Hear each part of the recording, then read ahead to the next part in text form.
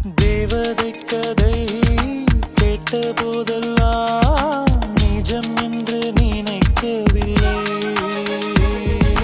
நேரில் உன்னையே பார்த்த பின்பு நான் நம்பிவிட்டேன், மறுக்கவில்லை.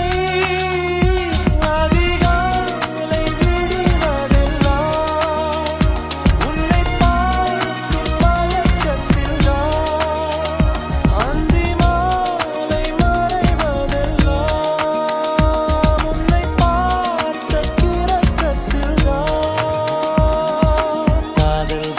காதல் வைத்து காத்திருந்தேன், காற்றில் உந்தன் குரல் மட்டும்